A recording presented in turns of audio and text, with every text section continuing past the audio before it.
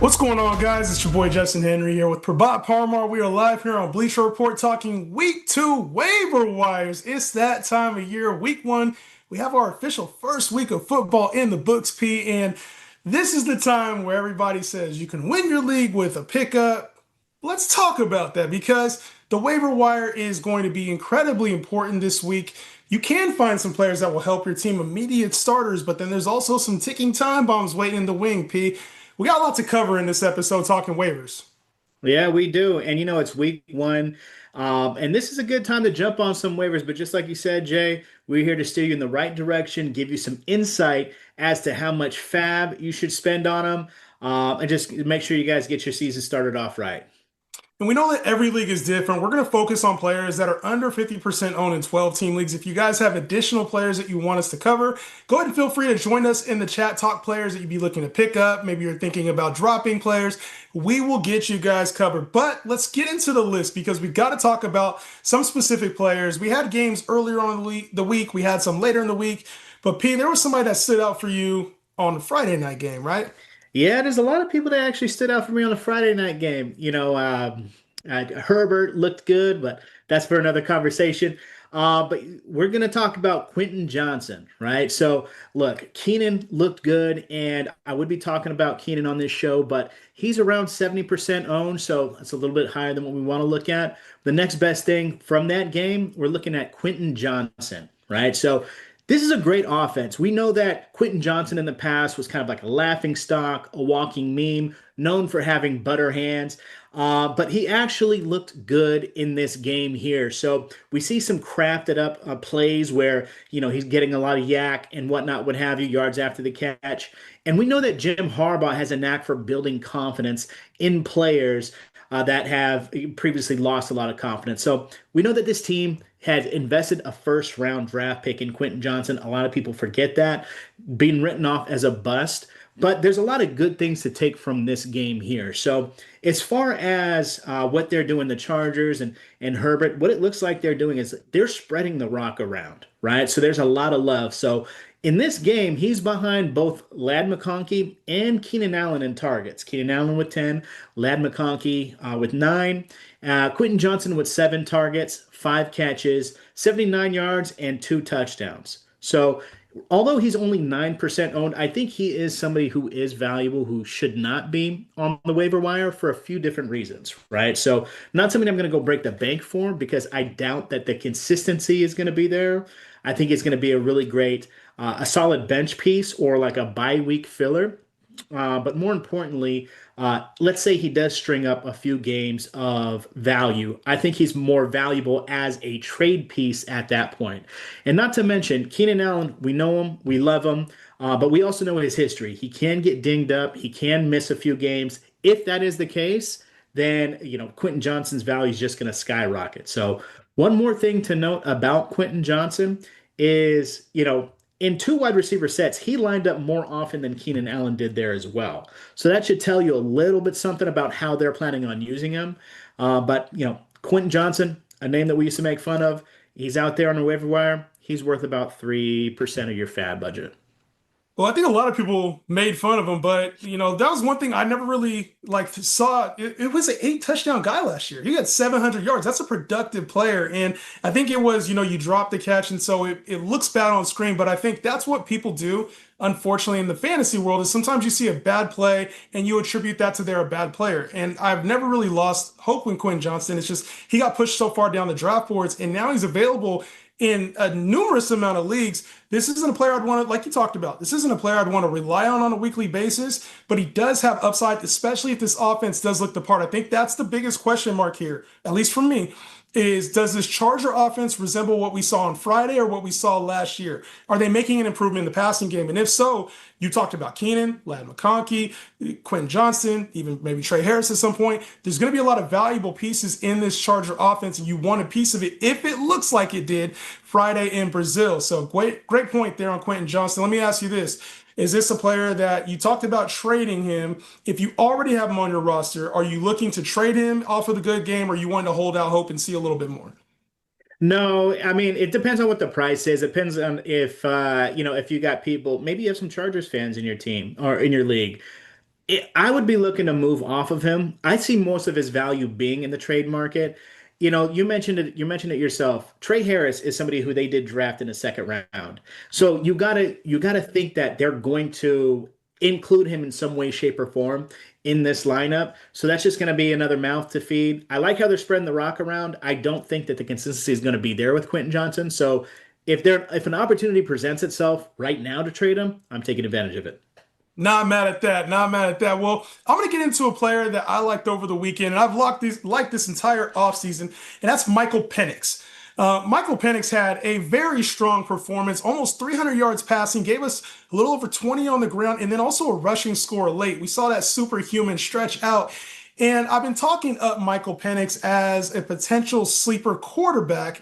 But now it's time for Michael Penix to really be on Raiders and fantasy leagues as a viable high-end QB2, potentially even back-end QB1. He scored 24 points last week, and obviously, like in your single QB leagues, there's so much other talent available at the top. You know, we were debating like at the back end of the top 12, is it Jordan Love, Dak Prescott, like Bo Nix, Brock Purdy? There's a lot of really viable names. But as this offense improves and as Michael Penix improves in his second season, one thing we saw over the course of Sunday is that he will push the ball downfield. They do have playmakers. Kyle Pitts showed up in a big way. We saw the 50-yard touchdown from Bijan Robinson early. So the playmakers might be able to even, add even more to what Michael Penix can bring on a game-by-game basis. And the one thing that I think would change him from 12-ish, 15-ish type quarterback to potentially top 12-ish, 10-ish is going to be that rushing ability. He scrambled more than a few times. Like I said, 20 yards, but there was room for more. So if he does decide to use his legs, if Drake London's shoulder is a little bit more than we think, and he's rushing a little bit more, I think Michael Penix could be a steal right now. If you need a quarterback, which most teams aren't going to need, there's a ton of good quarterback play. You might be able to get this as an underrated pickup. Yeah, no, I agree with you. I watched that game. It was really exciting. I like that fourth down scramble for a touchdown Man. when the game was on the line. So it shows a little bit of moxie. It shows a little bit of grit that he has. Love how much he's targeting. I love that. I love how much he's targeting his number one wide receiver as well. So love that. Now let me ask you a question. So in single quarterback leagues, are you prioritizing him, or are you comfortable with leaving him on the waiver wire? I know in super flex leagues it's not a question, but Yeah, tell me about he's not talk to me. even there. He's not Yeah. even there in super flex leagues. But I think in redraft, I'm definitely prioritizing him as like I had him as a top 15 quarterback coming into the year, and what Sunday did was just validate everything for me. He's going to push the ball downfield. He's going to be a dynamic passer. He does offer some slight rushing upside. So for me, I am prioritizing him as a high end QB2. I'd be comfortable starting him as my starter the rest of the year. That's where I'm at with Michael Penix. Love it. So let's get into it. Obviously, you had that question for me. I know you guys have a lot of questions for us in the chat. Let's get to a few real quick. P, I'm gonna toss one up your way. Would you trade Jahmyr Gibbs and Kelsey for Derrick Henry? This is a heavy, heavy deal. Jahmyr Gibbs was the top, 5, 6 pick consensus, top 3 running back off the board, plus Travis Kelsey, who did score for Derrick Henry, who obviously is the LeBron of football. Like, talk to me about this deal. Yeah, Derrick Henry looked great. Derrick Henry looked great. Derrick Henry does what he does in the regular season against the Bills often, which is run for a lot of yards and a lot of touchdowns. Jahmyr Gibbs and Kelsey, would I do that for Derrick Henry? Absolutely not. Absolutely not right now. Look, the Detroit Lions themselves didn't look good. They're adapting to a new offensive scheme. They're trying to figure it out right now. So just give it a little bit of time. Just relax. A couple of good things we've seen. 10 catches from Jahmyr Gibbs. He's getting a lot of the work. Granted, it was only for like 30 something yards, which is not what you want to see, but he's such a dynamic player. And there's a lot of pieces in that offense that those are going to break. So do not fret on week one. Do not pull the trigger on that trade at all. Otherwise, you'd probably be a laughing stock of your league. Yeah, that's definitely not the kind of deal. We call that hustling backwards. We're not trying to do that. So you don't go trade for the players that have a good week. You kind of stay the course with your elite talent. There's a reason why you took Jahmyr Gibbs early on. I'm going to handle the next one. A.J. Brown, McLaurin, and Jettas let me down. Jettas had a touchdown, and obviously the yardage wasn't there, but that was a tough matchup against Chicago. We had Terry McLaurin and A.J. Brown off to slow starts. McLaurin was the holdout. A.J. Brown might have had some lingering stuff with the hamstring. Obviously, they didn't need him downfield. They didn't need much of their downfield passing game against Dallas. So I wouldn't be overly concerned about any of the top receivers. There was a lot of elite receivers that let people down. Jamar Chase was one of them. So I wouldn't feel overly concerned about many of the top two roundish type receivers that were playing. And then last one, Pete, before we get back into the list, what do we think of Darnell Mooney? Obviously, Drake London dealing with the shoulder injury, potentially day to day. So they're saying day to day may be available for this week. He's also a player who had 1,000 yards last year, like was really, really close to 1,000 yards last year. And then also, he's dealing with the shoulder injury himself, was not available for the first game. What do you think of Darnell Mooney? Listen, Darnell Mooney is one of those players who is a sneaky pick, a sneaky person in your lineup who, when you're looking at him, if he's on your opposing team or if he's on the team you're going against, you're like, Darnell Mooney. But then he puts up 17 points out of nowhere. I think that this offense is actually going to be surprising for a lot of people. So I'm excited for Darnell Mooney. If he's out there on your waiver wire, he shouldn't be, right? I think he's a piece that, like I said, can provide value. I like him. I like Darnell Mooney this year.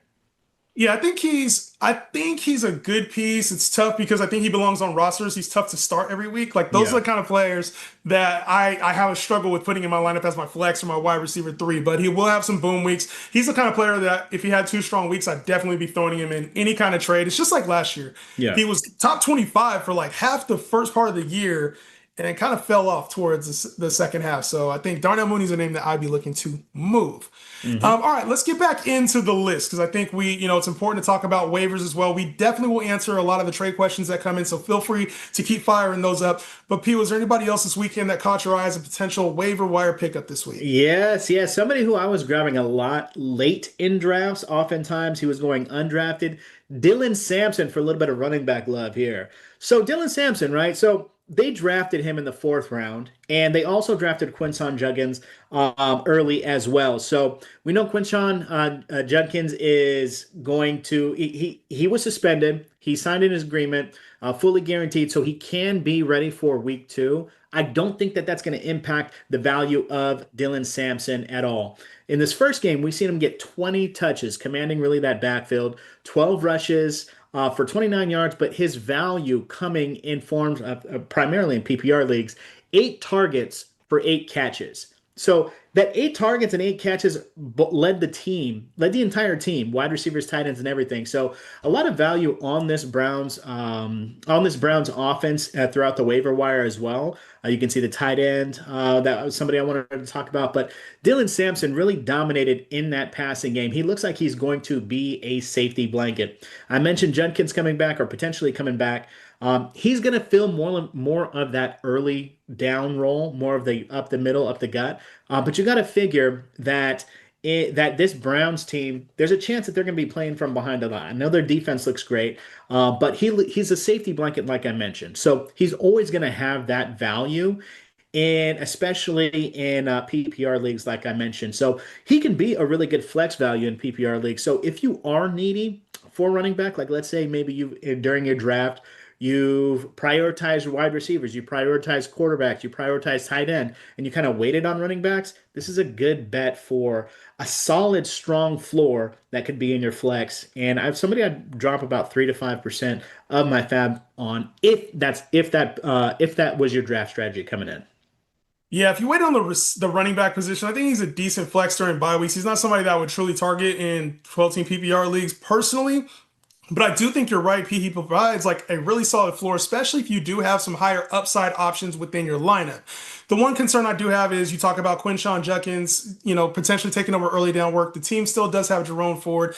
I anticipate this Browns team is probably going to be down in most games, so we'll probably see more of the Dylan Sampson passing attack than we will Quinton Judkins, scoring 20 touchdowns. That's not really in the cards. So I hear you on Dylan Sampson. It's just the problem for me is I don't see a ton of upside with him unless one of the other two backs gets hurt. So he had 12 carries for 29 yards, and I think like obviously as a rusher, that's not why we're drafting him. Hmm. But in order to see the amount of touches that he did, he's going to have to be on the field. So that'd be the only concern I have about Dylan Sampson. I agree 100% though on that 3 to 5% of your fab budget. That gives you a nice flexible range, so it doesn't cost you a whole lot, and you're not overspending. But Dylan Sampson to me is a player that I did. I think we talked about him on the show even before the season started. I liked him as a pass catcher. I do think he's a nice bench piece, a nice value piece. I wouldn't be in a rush to put him in starting lineups unless I was desperate. And like I had Isaiah Pacheco and some of these other guys that hurt us in lineups. You know what I'm saying? Next up for me, a player that I normally wouldn't put on this list, but this team's decimated with injuries right now. Hollywood Brown. And normally I'm not a big Hollywood Brown guy, but when you see the volume that he saw this, against the Chargers on Friday, like he has to go in this situation. Xavier Worthy was bumped on with, him and Kelsey ran into each other on the route and obviously hurt his shoulder. It looked bad. And you could see, the trainers on the sideline said it was bad. And it's one of those things where we don't know how long he's going to be out. I think there should be some clarity, hopefully today, if before waivers go out. But it looks like an IR stint is in the cards. So if that is the case, without Rashee Rice, who's also going to be out until week 7, Hollywood Brown steps into a really nice role on a team where they are looking to push the ball downfield more. They are looking to create that explosive offense they once had. And you talk about 16 targets. There's not a lot of players capable of commanding 16 targets in the entire league. So when you see it, you take advantage of it and you go get it. I think this is going to be a high priority name for a lot of people if they are struggling at receiver. And I would feel confident starting him on a week-to-week basis until Rashee Rice comes back. So I think he offers some upside as a volume play, and he will have spike weeks. There's going to be a week where he catches a long touchdown. There's going to be a week where he has 2 touchdowns. I could see that happening. So Hollywood Brown, to me, a player I would prioritize at the receiver position, especially if I had some of those inconsistent players. Cooper Kupp didn't play well. That's a player now I might want to bench and play Hollywood Brown ahead of him. There's a few of those options there. I think Hollywood Brown deserves to be in lineups right now until Rashee Rice gets back or until we get a little bit more clarity on Xavier Worthy. Agree with that 100%. The target volume is huge. I love how they manufactured routes for this guy, and he just kind of filled in as needed. The AFC is going to be, a lot of the teams in this AFC West are going to be, pushing the ball downfield, it looks like. So let me ask you something really quick about Hollywood Brown. Let's say they are fully healthy. Where do you value him at that point when they do got Rashee Rice back from suspension, and then they are fully healthy? Where do you value him at that point? And I think, P, that's a reason why I said I wouldn't typically recommend Hollywood Brown, because in this offense, now he tears down to the wide receiver 3, maybe like 4th option in the passing game, if Worthy happens to come back and when Rashee Rice is back. So that does become a little bit more convoluted, and I don't think they need him as much in that role. We saw kind of towards the end of last year, I know he was coming off the injury last year, but it was like 5 targets, 3 targets, 6 targets, 4 targets. That's really inconsistent and tough to trust in PPR leagues, especially, but just in general in fantasy. Like that's a tough player to ask to be in your lineup consistently when there's better options out there. So I think as the 3rd option, that would be my, like, I'm just kind of out on him there. Like that's where I would say. So I think in general, I like him right now. I don't like him once everybody else is back. So that's why I'm not in a rush to like overly spend on him, but I think he'd be a priority for me this week. Gotcha. So let's head back to the chat. You guys have a bunch of good questions coming in. Keep the questions coming in. Let's get to a few of them. Let's try to rapid fire through it, P. Trade Herbert and Kelsey for Derrick Henry. If not, would you do Henry for then Bucky Irving instead? So Herbert and Kelsey for Derrick Henry, yes or no? I would definitely, especially if it's on a single quarterback league. I think if you can get Henry, I'm not as high on Kelsey. I think if it weren't for that one plan, we're trying to do it quick. If it weren't for that one touchdown play, he'd be a floating duck. So similar to what we've seen last year, the answer is yeah, definitely if you can for either of those running backs. I think either Derrick Henry or Bucky Irving, go get him for Kelsey and Herbert. Like especially if it's a single QB league, I think it's not necessarily a sell high on Herbert because I do think the passing game will be there, but I do think this is an opportunity to kind of sell right now and go get an elite running back in either case, Henry or Bucky Irving. Would you drop Bo Nix for Michael Penix? P, I'm going to say yes for me. That's a tough one because I think Bo Nix, value-wise, wouldn't be a player I'd want to drop. I'd want to look to move him more so than drop him, especially for Michael Penix. But If it's a vacuum for me, I think both players offer similar upside. I think Penix is probably safer on a week-to-week basis. Bo Nix probably will have more spike weeks. So it depends on your team. If you want more consistency, I go for Penix. I think if you want more upside, you go for Bo Nix. In a vacuum, I prefer Penix, but if you have Bo Nix, I try to trade him. I wouldn't drop him. Yeah, don't drop him. What about this, P? Just traded Juwan Jennings and Kenneth Walker for Trey McBride. Did I fumble? Good segue. I would say no. If you can get yourself a top tight end like Trey McBride, and along with selling high on somebody who had a monster performance, I would do that. I would do that. I mean, we'd have to look at your team, but even without looking at your team, if you can get your hands on a Trey McBride, then you should be good. You should be good. Yeah, it's one of those things where you can get the elite side, you go get that elite side when possible. And sometimes, there's things that happen, especially injuries, right? Like injuries can pop up. So, Trey McBride is a player, obviously, we consider him elite tight end. We had, obviously Brock Bowers had an elite tight end. He got banged up. But then we found out George Kittle obviously is banged up as well, got a hamstring injury in the game and was ruled out. They listed him on IR. So a lot of people might be wondering if there's any good tight end replacements, P. You got any in mind? I got one for you. Jawan Jennings. So look, a lot of us were wondering what this Kellen Moore and the Saints offense is going to look like. And Jawan Jennings was really a huge surprise there for a lot of people, right? Because he's under 5% owned right now. And this guy got 11 targets, 8 catches, and 76 yards. That's huge, right? So some of the things when you look a little deeper into it, the reason why I am prioritizing him, especially if you're tight end that you invested a fourth round pick like Kittle, got hurt and is out for 3 to 5 weeks, this is somebody who I would definitely prioritize. So look, he's not a blocking tight end. He's an athletic pass catching tight end. He ran routes on 96% of the Saints passing plays, which should tell you something, right? He's second behind only Chris Olave on the pecking share, on the target share. So that could be a little bit by design because we know Arizona does have some pretty good corners there. But still, that's definitely good to see. So one thing about the Saints here is, I mean, we can call a spade a spade. The Saints, the game script's not going to be in their favor. A lot of times they're going to be chasing points in order to stay in games. And for fantasy perspective, that's exactly what you want for your pass catchers. So I think early on he definitely has a chance if he shows consistency to be a huge part in this offense. I do know that Taysom Hill and Foster Moreau are starting the season off on PUP. Right. So if he does show that consistency, he could be a mainstay in this offense. He can really seize hold of that, the tight end room, if you will. So he has a tough matchup week 2, right? So against the 49ers. So like I mentioned, if Kittle is your tight end, this is probably the tight end I would prioritize just based off of his target share, based off of just the nature of the Saints playing from behind, playing catch up majority of the season. You could do a whole lot worse than Juwan Johnson. Yeah, and Juwan Johnson also big body in the red zone as well. So when they decide to actually score a lot of points, there's going to be a time for Juwan Johnson to be used in the red zone. The one thing I liked about him coming into the year is that Taysom Hill was gone. He wasn't really in a timeshare. And then when you really think about it, Olave is more of a downfield threat. Rashid Shaheed's more of a downfield threat. Like these guys needed kind of that safety valve over the middle. And Alvin Kamara can only do so much when teams are keying in on him. And you got a guy like Spencer Rattler, who he's not the best, most elite quarterback in the world, but he is a volume passer, especially when his team is down in games. And he will sling the football. Like that's the one thing we know. So we're talking about, hey, just get the check down, just move the chains. That's a Juwan Johnson type role, and we saw that a lot over the weekend. So I do like that pickup there, Juwan Johnson.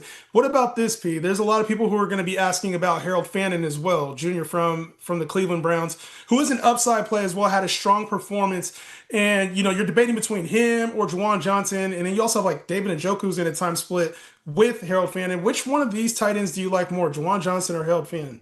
That's a great question, and I'm really leaning more towards Jawan Johnson because Harold Fannin had a bunch of targets as well, but it seems like they still do have David Njoku, who they may have been prioritizing for the Cincy's defense may have been prioritizing like covering him, which led Harold Fannin to get open. I like the fact that they trusted Harold Fannin late in the game to try and win them the game with those catches and whatnot, what have you.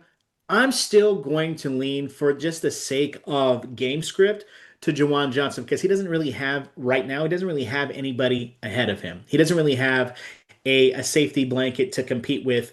I mean, yes, he has Alvin Kamara, but you see Sampson getting a lot of targets. You see Cedric Tillman getting a lot of targets and whatnot, and you see David Njoku, who was a top 12, top 10 tight end last year, still in the picture. So for those reasons, I'm leaning towards Juwan Johnson.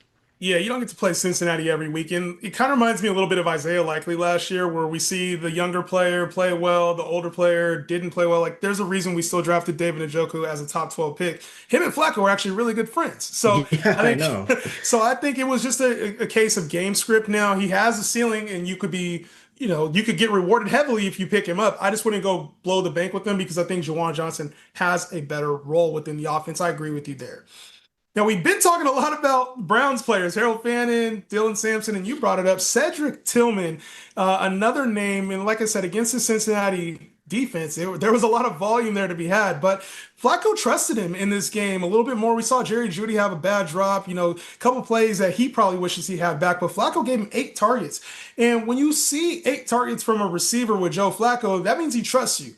Like Joe Flacco will hone in on specific receivers we've seen in the past with Amari Cooper. We saw it last year at times with like Josh Downs. So it's like there's volume here for Cedric Tillman, who's a big body receiver. And the one thing that we all love is when you can score touchdowns. And I mean, with the touchdown on the board as well, 5 catches, 52 yards, this is a very useful player. Now, do I think he'll be consistent? We've talked about this Browns offense. I don't know they're going to go against Cincinnati every week. I don't know if Flacco's going to throw as many times as he did. Dylan Sampson, Cedric Tillman, we're talking, and Harold Fannin, all plenty of targets there, but that might not be available on a weekly basis. What I wouldn't want to do is leave a player like Cedric Tillman out on waivers. That's the one thing I wouldn't do, just in case he's taking more of a 1B in this relationship to Jerry Jeudy than a wide receiver 2.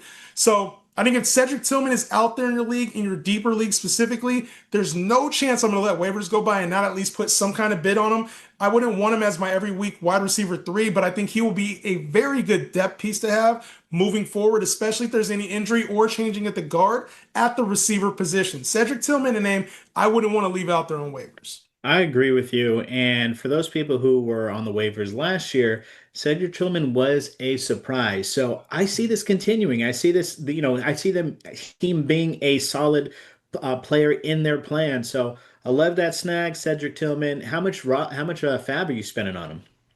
Under 5. Like I don't really like spending unless I absolutely need a player, and this is just a rule of thumb for any player across the board here, or for just thoughts in general. Week 1, a lot of people are going to recommend going and spending a lot of fab to get a league-winning type player. On this list, P, I don't really see a league-winning type player. There's no player here that I would just be willing to blow the fab for, spend really more than 50% for. So for me, probably somewhere around 5 to 10% of the fab, and I'd be willing to hold out in hopes that there's better talent later. What about you? I think I'm right there with you. I mean, I probably wouldn't even go 10%. I'd stay around maybe like that 6, 7. I would stay around there.